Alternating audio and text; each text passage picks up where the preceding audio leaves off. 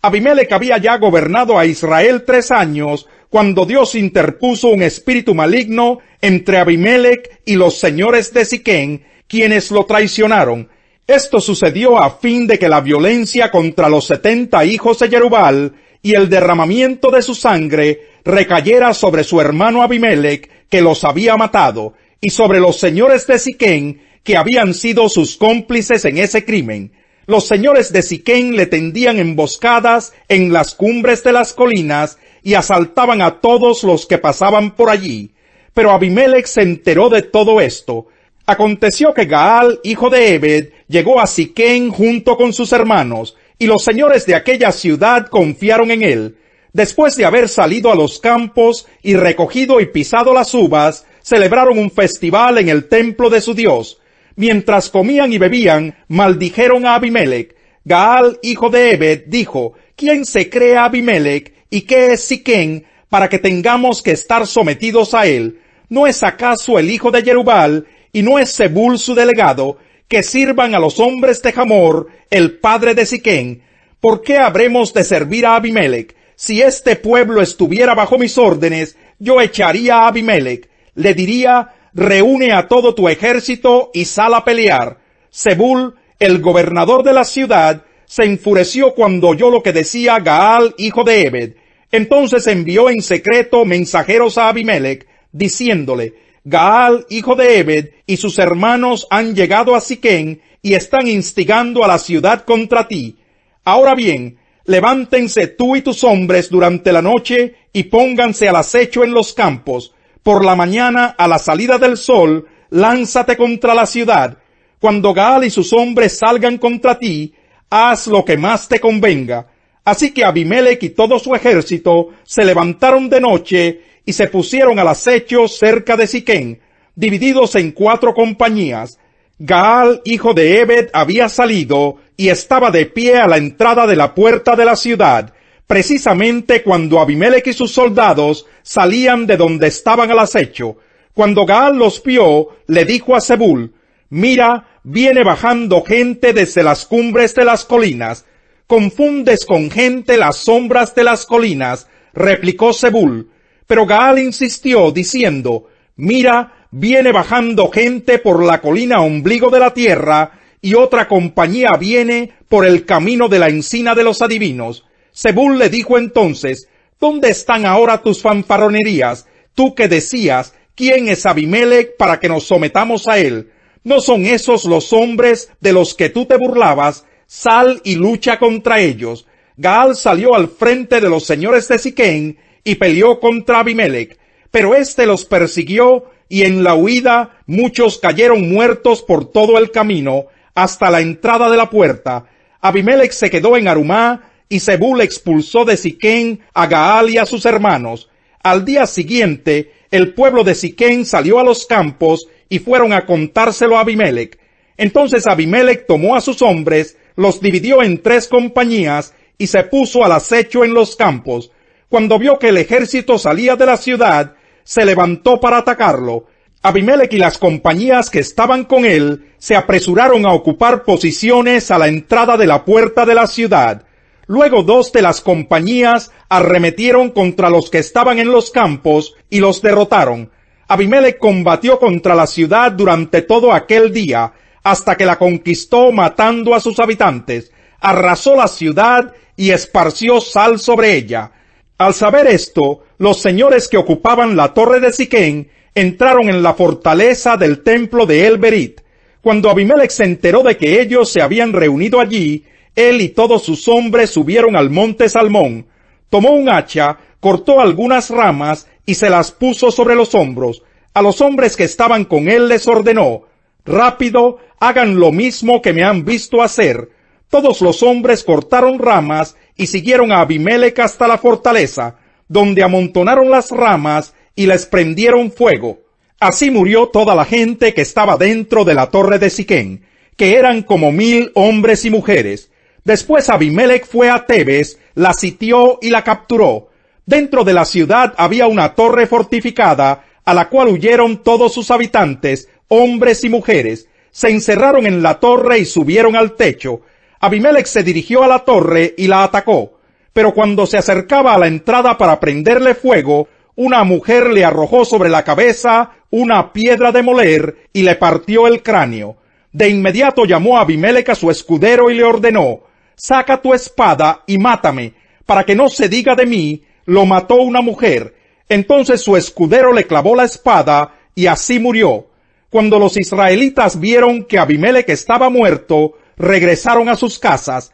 Fue así como Dios le pagó a Abimelec con la misma moneda, por el crimen que había cometido contra su padre al matar a sus 70 hermanos. Además, Dios hizo que los hombres de Siquén pagaran por toda su maldad.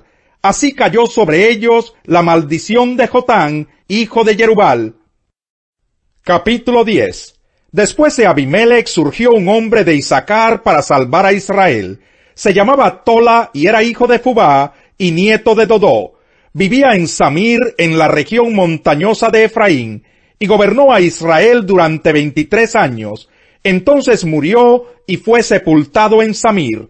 A Tola lo sucedió Yair de Galaad, que gobernó a Israel durante 22 años. Tuvo 30 hijos, cada uno de los cuales montaba su propio asno y gobernaba su propia ciudad en Galaad. Hasta el día de hoy, estas ciudades se conocen como los poblados de Yair. Cuando murió Yair, fue sepultado en Camón. Una vez más los israelitas hicieron lo que ofende al Señor. Adoraron a los ídolos de Baal y a las imágenes de Astarté, a los dioses de Aram, Sidón y Moab, y a los de los amonitas y los filisteos.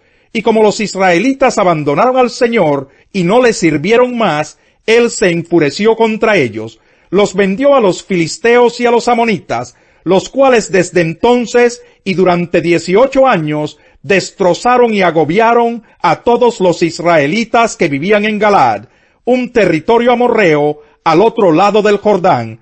También los amonitas cruzaron el Jordán para luchar contra las tribus de Judá, Benjamín y Efraín, por lo que Israel se encontró en una situación de extrema angustia. Entonces los israelitas clamaron al Señor: hemos pecado contra ti, al abandonar a nuestro Dios y adorar a los ídolos de Baal. El Señor respondió: cuando los egipcios, los amorreos, los amonitas, los filisteos, los sidonios, los amalecitas y los madianitas los oprimían, y ustedes clamaron a mí para que los ayudara, ¿acaso no los libré de su dominio? Pero ustedes me han abandonado y han servido a otros dioses. Por lo tanto, no los volveré a salvar. Vayan y clamen a los dioses que han escogido, que ellos los libren en tiempo de angustia. Pero los israelitas le contestaron al Señor: hemos pecado, haz con nosotros lo que mejor te parezca, pero te rogamos que nos salves en este día. Entonces se deshicieron de los dioses extranjeros que había entre ellos, y sirvieron al Señor. Y el Señor no pudo soportar más el sufrimiento de Israel. Cuando los amonitas fueron convocados y acamparon en Galaad, los israelitas se reunieron y acamparon en Mizpa. Los jefes y el pueblo de Galaad se dijeron el uno al otro: el que inicie el ataque contra los amonitas será el caudillo de todos los que viven en Galaad. Aquel mismo día, 2 de ellos se dirigían a un pueblo llamado Emaús, a unos 11 kilómetros de Jerusalén. Iban conversando sobre todo lo que había acontecido. Sucedió que mientras hablaban y discutían, Jesús mismo se acercó y comenzó a caminar con ellos. Pero no lo reconocieron, pues sus ojos estaban velados. ¿Qué vienen discutiendo por el camino?, les preguntó. Se detuvieron cabizbajos, y uno de ellos, llamado Cleofas, le dijo: ¿eres tú el único peregrino en Jerusalén que no se ha enterado de todo lo que ha pasado recientemente? ¿Qué es lo que ha pasado?, les preguntó. Lo de Jesús de Nazaret. Era un profeta poderoso en obras y en palabras delante de Dios y de todo el pueblo. Los jefes de los sacerdotes y nuestros gobernantes lo entregaron para ser condenado a muerte y lo crucificaron. Pero nosotros abrigábamos la esperanza de que era él quien redimiría a Israel. Es más, ya hace 3 días que sucedió todo esto. También algunas mujeres de nuestro grupo nos dejaron asombrados. Esta mañana muy temprano fueron al sepulcro, pero no hallaron su cuerpo. Cuando volvieron nos contaron que se les habían aparecido unos ángeles quienes les dijeron que él está vivo. Algunos de nuestros compañeros fueron después al sepulcro y lo encontraron tal como habían dicho las mujeres, pero a él no lo vieron. ¡Qué torpes son ustedes!, les dijo, y qué tardos de corazón para creer todo lo que han dicho los profetas. ¿Acaso no tenía que sufrir el Cristo estas cosas antes de entrar en su gloria? Entonces, comenzando por Moisés y por todos los profetas, les explicó lo que se refería a él en todas las Escrituras. Al acercarse al pueblo a donde se dirigían, Jesús hizo como que iba más lejos, pero ellos insistieron: «Quédate con nosotros, que está atardeciendo, ya es casi de noche». Así que entró para quedarse con ellos. Luego, estando con ellos a la mesa, tomó el pan, lo bendijo, lo partió y se lo dio. Entonces se les abrieron los ojos y lo reconocieron, pero él desapareció. Se decían el uno al otro: ¿no ardía nuestro corazón mientras conversaba con nosotros en el camino y nos explicaba las Escrituras?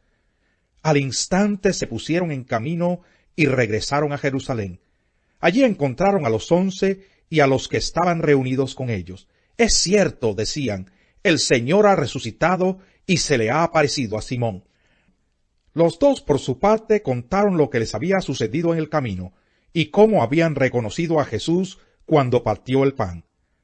Todavía estaban ellos hablando acerca de esto cuando Jesús mismo se puso en medio de ellos y les dijo: «Paz a ustedes». Aterrorizados, creyeron que veían a un espíritu. «¿Por qué se asustan tanto?», les preguntó. «¿Por qué les vienen dudas? Miren mis manos y mis pies, soy yo mismo. Tóquenme y vean. Un espíritu no tiene carne ni huesos como ven que los tengo yo». Dicho esto, les mostró las manos y los pies. Como ellos no acababan de creerlo a causa de la alegría y del asombro, les preguntó: «¿Tienen aquí algo de comer?». Le dieron un pedazo de pescado asado, así que lo tomó y se lo comió delante de ellos. Luego les dijo: «Cuando todavía estaba yo con ustedes, les decía que tenía que cumplirse todo lo que está escrito acerca de mí en la ley de Moisés, en los profetas y en los salmos». Entonces les abrió el entendimiento para que comprendieran las Escrituras. «Esto es lo que está escrito», les explicó, «que el Cristo padecerá y resucitará al tercer día, y en su nombre se predicarán el arrepentimiento y el perdón de pecados a todas las naciones, comenzando por Jerusalén. Ustedes son testigos de estas cosas. Ahora voy a enviarles lo que ha prometido mi Padre. Pero ustedes quédense en la ciudad hasta que sean revestidos del poder de lo alto». Después los llevó Jesús hasta Betania. Allí alzó las manos y los bendijo. Sucedió que mientras los bendecía, se alejó de ellos y fue llevado al cielo.